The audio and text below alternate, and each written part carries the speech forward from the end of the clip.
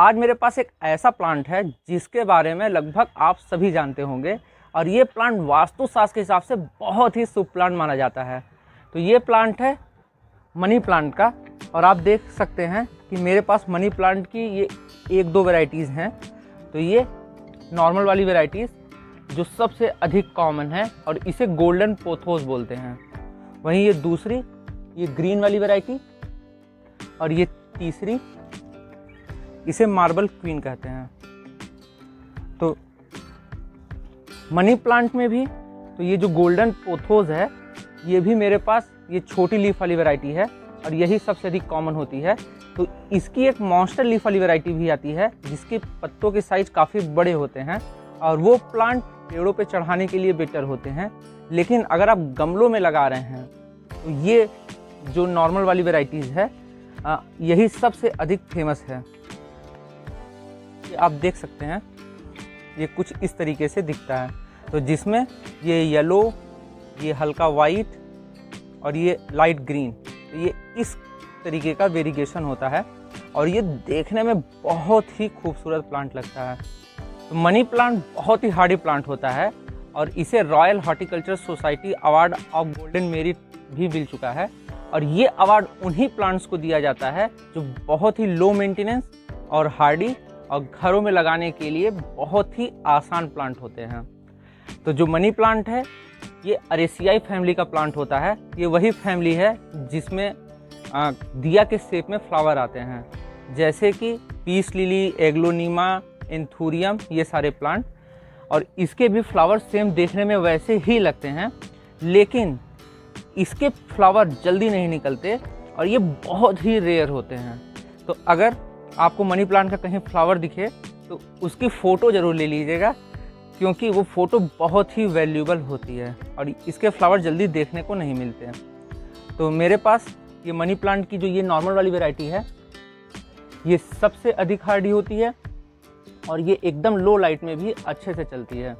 वहीं ये गोल्डन वाली ये नॉर्मल होती है और ये वाली ये जो मार्बल पोथोस है ये थोड़ा सा डेलिकेट होती है, मतलब इसकी मेंटेनेंस थोड़ी सी आपको ज़्यादा करनी पड़ेगी, इसकी केयर। तो वैसे जो ये नॉर्मल वाली वैरायटी है इसके पत्तों का शेप ये आप देख रहे हैं,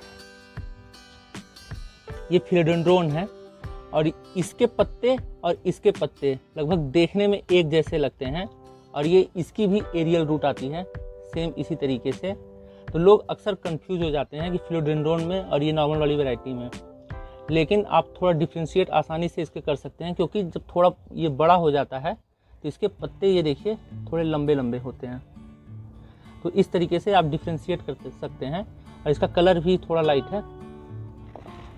तो ये वाला प्लांट ज़्यादा लो लाइट में रख सकते हैं आप। इसमें वेरिएशन है, तो इसको इंटेंस लाइट चाहिए, हाँ ब्राइट लाइट चाहिए। डायरेक्ट लाइट मनी प्लांट बहुत देर तक बर्दाश्त नहीं कर सकता। और ये वाला भी, इसे भी बहुत ही ब्राइट लाइट चाहिए होता है।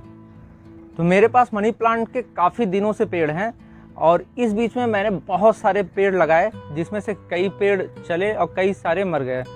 और ये वाला भी जो आप पेड़ देख रहे हैं इसकी भी कई स्टेम लगभग 3-4 मीटर तक चली गई थी। ये छत में भी बहुत ऊपर तक चले गए थे, लेकिन मेरी गलती की वजह से उसकी जो स्टेम है मर गई और ये जितना आप देख रहे हैं ये सारी नए निकले हुए हैं।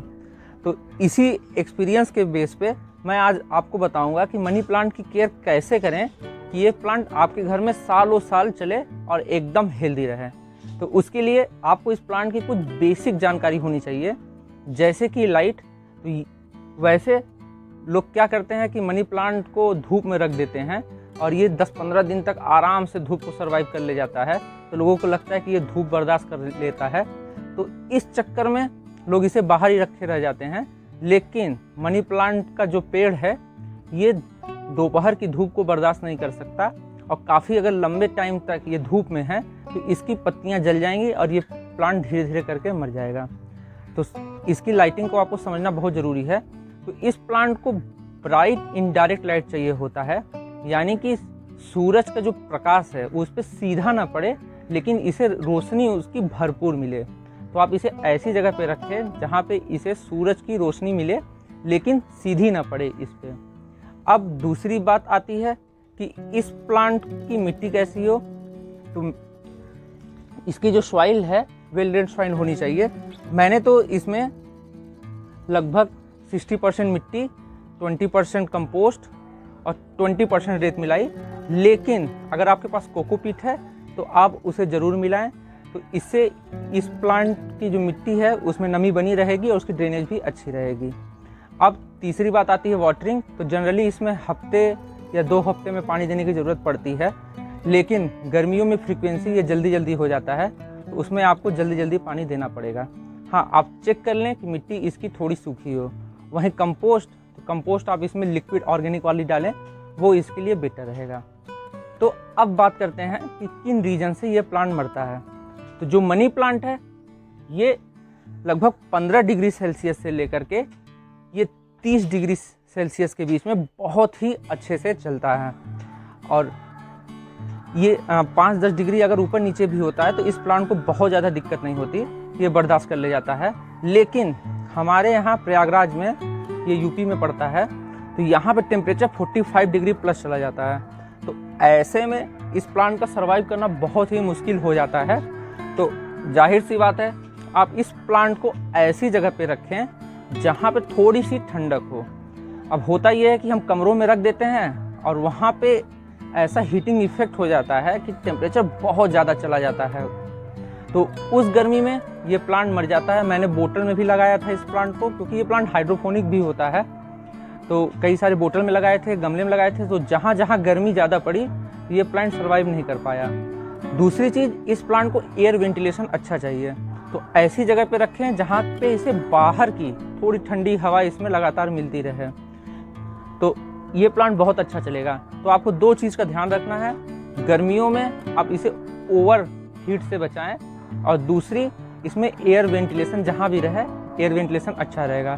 तो सबसे अच्छा जगह होता है कि आप इसे आउटडोर में किसी पेड़ की छांव के नीचे या फिर छांव वाली जगह पे रखें जहाँ पे इसमें दोपहर की धूप ना पड़े। और तीसरी चीज़ आपको ध्यान देनी है कि अगर आप इस प्लांट को कटिंग से लगा रहे हैं तब तो आप ठीक है बड़े गमले में लगा सकते हैं, लेकिन कहीं अगर आप इस प्लांट को नर्सरी से खरीद के ला रहे हैं तो शुरुआत में आप इसे छोटे कंटेनर में लगाएं, क्योंकि ये प्लांट शुरुआत में थोड़ा स्लो बढ़ता है और हो सकता है 5-6 महीने तक उसकी हाइट ज़्यादा ना बढ़े, लेकिन अचानक से फिर ये ग्रोथ लेता है। तो इस पीरियड में अगर आप बड़े गमले में लगा देंगे तो शुरुआत में तो इसकी जो रूट हैं वो रूट रॉट होकर के गल जाएंगे और वो प्लांट मर जाएगा। तो इसीलिए आप शुरू में छोटे गमले में लगाएं और जब सडन ग्रोथ पकड़े तब आप इसे बड़े कंटेनर में लगाएं। वैसे इसे लगाना बहुत आसान होता है और ये पानी में भी चल जाता है। तो ये आप देख रहे हैं, इसमें ये एरियल रूट्स होती हैं, ये कुछ इस तरीके से। तो आप इसके 2-3 नोड ले करके तोड़ करके इस तरीके से मिट्टी में लगा देंगे या फिर पानी में भी लगा देंगे तो बहुत अच्छे से चलेगा। हाँ, पानी में लगा रहे हैं तो आप एक बात का ध्यान दें कि जो इसका पानी है उसे हफ्ते में कम से कम 1 बार ज़रूर चेंज कर दें। वहीं अगर आप इसे गमले में लगा रहे हैं तो इसे इस तरीके की मॉस स्टिक की ज़रूरत पड़ेगी।